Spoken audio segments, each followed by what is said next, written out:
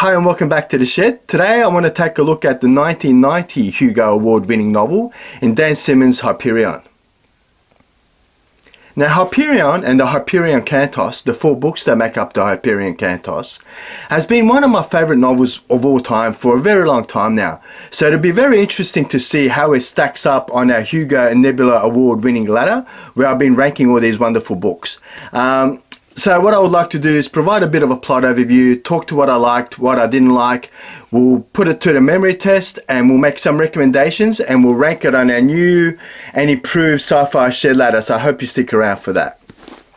So the year is 2732 and we have this hegemony of man which has been connected, has connected thousands of worlds through the galaxy via this Farcaster technology. And this Farcaster technology has been gifted to us by this Technocore AI intelligence. So there's this Technocore, talk of this Technocore, and it's gifted humanity with this means of faster than light travel, instantaneous faster than light travel.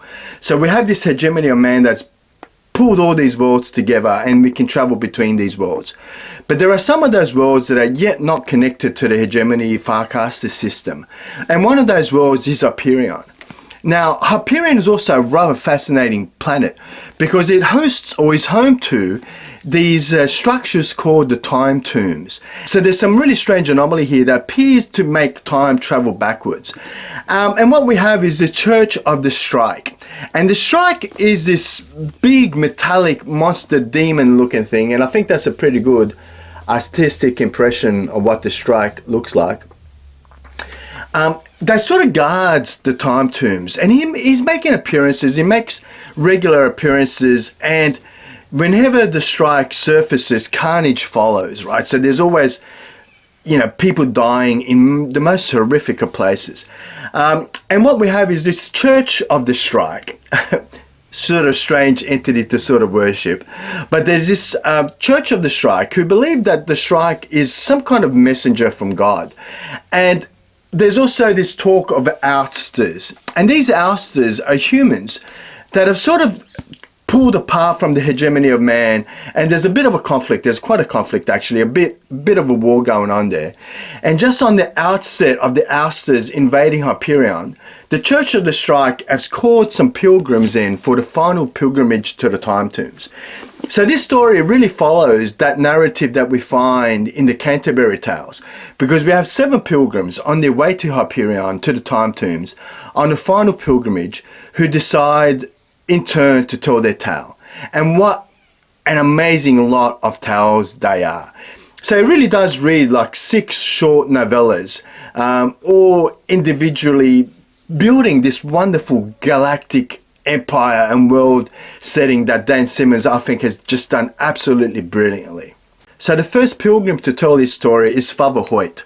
And Father Hoyt is from the Catholic faith, and he's telling the story of this Father Jure. And Father Jure went to Hyperion to visit these Bikura. They are native people, they appear to be a native people of Hyperion. And Father Jure was out there on an evangelical missionary sort of trip to sort of communicate with these people and get to learn a little bit about him. And what an amazing, unforgettable, horrific tale Father Hoyt tells of Father Jure. By far, it's my favorite story of the 6 in the novel. And what a wonderful, horrific story it really is, right? It really takes that blend of science fiction and horror themes and just blends them beautifully together. So if you're into science fiction and horror themed novels, then that first story will absolutely talk to you. It's a wonderful, frightening, unforgettable story, one of my favorites. So the second story is The Soldier's Tale, and this tells the story of Cassard and how he happened to come on this pilgrimage, because Cassard has had a pretty tortured past. He's this sergeant or senior official in the military, and he tells his story of absolute carnage. So in the midst of all of that, you have this mysterious figure who appears to Cassard over time that seems to be outside of time itself. So we get a little bit more of a glimpse into the time tombs and what they potentially are capable of.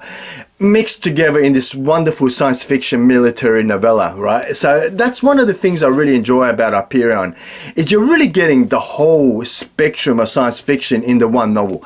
So I think that Soldier's Tale for me was really just this wonderful piece of military science fiction, and we'll leave it at that. The third story, we hear The Poet's Tale, and the poet is an interesting character himself. He's a pretty rough and tough sort of a character, but he's a really enjoyable character.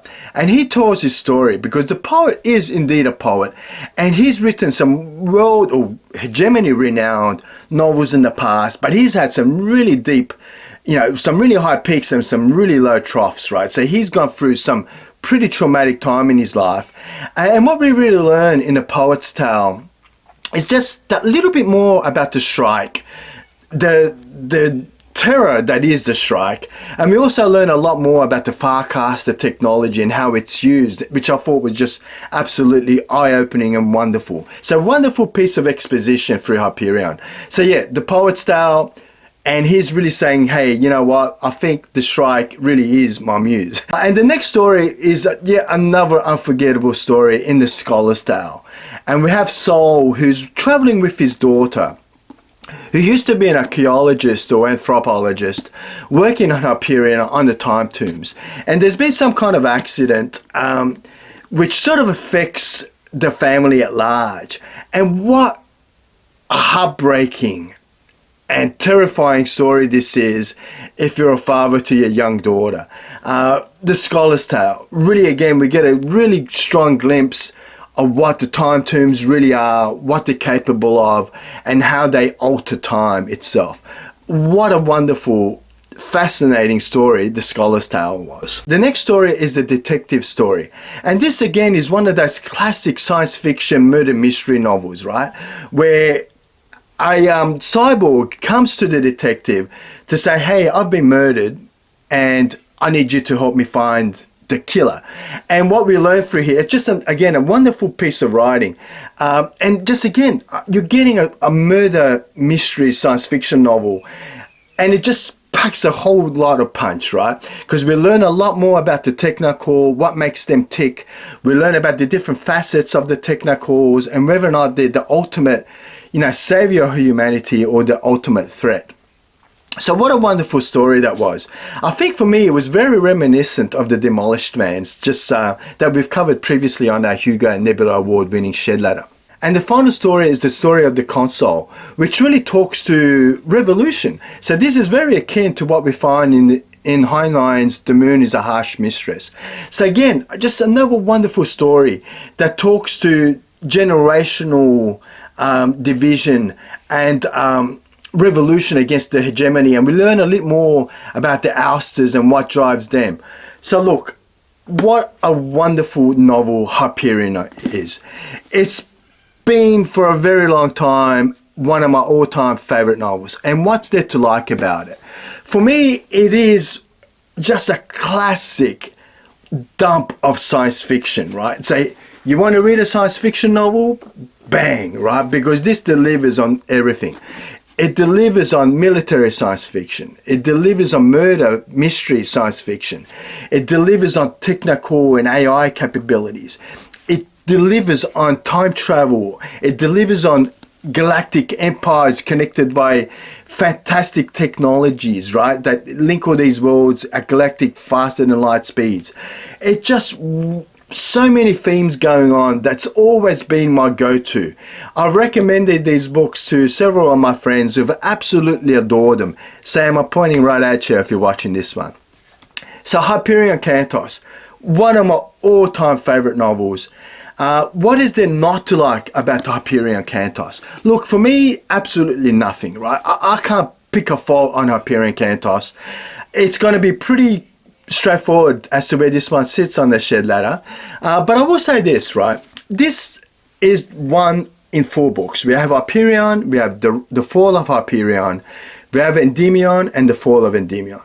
So what you get in the first book is really that pilgrim's journey. So and it's one of those classics where the destination is not the goal. The journey itself is the goal, right? So come in knowing that, right? That this is a journey, that you're reading a tale, and you really need to read the following books to get conclusion, right? But what I do enjoy, having said that, is that each of the individual novellas have a finite ending, right? That you do see an ending and you understand the tale, right? So you understand the priest's tale, you understand the consul's tale. All the tales have an ending, but the book itself has some open-ended endings, right?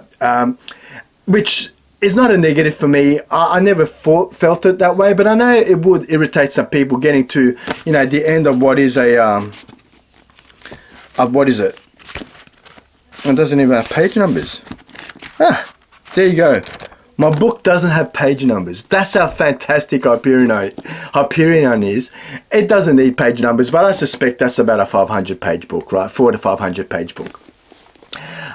So yeah, some people reading a book like that might get disappointed if they find that, hey, well, what happens to these pilgrims? What is the final outcome, right? So, but don't be disappointed, because I also think that the subsequent novels are just as good as the first, right? So you're in for a wonderful treat if you haven't already read Hyperion Cantos. So who would I recommend Hyperion to, having said all of that? Look, I think it's a wonderful introduction to science fiction. But more than that, I would recommend it to just about any science fiction reader. Because you know what? If you're a military science fiction person, then there's a large element that you'll enjoy in this novel. If you like your horror science fiction blend, there's a large element in here that will appeal to you. If you like your science fiction that deal with time manipulation, time dilation, there's a great element that will, talk to you right in this. If you love your space operas and large galactic empires, this book again has got a large element of that. If you like your technical AI and the threats of artificial intelligence, again, it delivers, right? It's got so much going on in this novel that, look, in some ways could deter some people, but I absolutely loved it because it takes everything I love in science fiction and just delivers, right? I just can't say enough about Hyperion. So yeah, 100% highly recommended. So what about the memory test? I first read this book in 1990 before it won the Hugo. I remember seeing the novel on my local bookshop shelf, and I picked it up not knowing anything about Dan Simmons, not having read anything of his in the past. Picked it up, looked through, and I thought, oh, that looks interesting. I love a thick novel. Let's pick it up. And I was hooked. I was captivated right from the very onset when we hear about Father Hoyt's telling of Duray's demise, right? And I was absolutely taken by it. And I've never been able to forget that story. So, absolutely classic of science fiction. Absolutely, for me, has been an unforgettable novel. One that two tales in particular, the priest's tale and the scholar's tale, I have never forgotten. And I don't think I will ever forget. Wonderful novel, Hyperion. We've got to make a decision. It might be a tricky decision, but let's have a look and we'll flip the cameras around and we'll do that just now. So welcome to the new and improved Sci-Fi Shed Ladder. It's had a bit of an upgrade. We were running out of space on the previous board, but I've still got all the novels in the order that we had them initially. And this gives us the additional benefit that I can actually flip this now, so we can look in at A and a B side when we're making our decisions. But for now, we've got enough space on the one side. So where are we going to rank tonight's 1990 Hugo Award-winning novel? It's one of my all-time favorite novels, but we should still do it justice and go through the criteria to see exactly where it's going to sit on our board. So the input that I'll look to, the plot. How interesting is the plot, right? And I think this, for me, is just a fascinating plot because, like I mentioned in my review, it introduces all these concepts in science fiction that I like. It does talk to that military science fiction. It does talk to those large galactic space operas. It does talk to, time travel or time dilation. It talks to technology and artificial intelligence and the impacts of that. It's just a wonderful plot, right? I just love that Pilgrim's Tale following that Canterbury Tales narrative where we're individually introduced to these characters and their backstories. So I thought the plot was just wonderful, absolutely wonderful. The characters. One of the things I look at is how well developed are these characters and do they reveal something about humanity that is captivating, right? And I think all these characters, but for several, maybe one or two of them, absolutely do, right? I just love Father Hoyt's story. The tragedy of that story was just wonderful. The Scholar's Tale. These are characters that I've never been able to forget, right? I've never forgotten Soul. I never forgotten Father Hoyt's. So I think for a characters, yeah, it's got everything I'm looking for when it comes to characters. When it comes to the memory test, for me, this has been one of the most unforgettable novels of all time. I just can't shake these stories out of my mind, right? I first read it in 1990 and it's still as fresh as it was yesterday when I finished reading the book. So for me, it stood the test of time absolutely brilliantly as well. And my overall enjoyment combining all those things is top notch. It's the top. So I'm really not going to hesitate with this one. At the moment, we've got June leading the charts, down to Stranger in a Strange Land on that A side. In the middle section, we've got another Heinlein with The Moon is a Harsh Mistress, down to Babel 17 and Samuel R. Delaney's. And the top of the bottom, we've got Relate the Sweetbird Sang, down to the 5th season by Jemison. So it's definitely going to be on the A side. And without further ado, it's going to sit right there above June. It is, for me, a more enjoyable read. I enjoy reading it every time I read it. Where with June, I always enjoy the writing. I love the story. It's a great novel. But whenever I read Hyperion, I'm just captivated. And I'm in awe, as I was when the very first time I read it, right? But when I read June, and I've read it several times over the years, I always enjoy rereading June. But I'm not left in that state that I'm left when I read Hyperion. I still, every time, I might revisit it every 5 years or so. And every time I do, I'm still as captivated and I'm still in awe as I was the very first time I picked that book up in 1990. It is, for me, one of my all-time favorite novels. And it's reflected on our board today. Hey, have you read Hyperion? Have you read the Hyperion Cantos?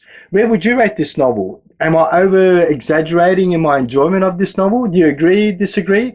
I really would love to hear your thoughts on it. It's pretty clear where my thoughts are. I love Hyperion. I love the complete Hyperion Cantos. And eventually, with time, we might cover them all on this channel and we'll have a little playlist going. But that's where we are today. I hope you like the new format. I might have to tweak some lighting a bit to get it just perfectly right. But this is where we are today. Hey, thank you, as always, for joining me on the Shed Ladder, and I'll see you next time in the shed.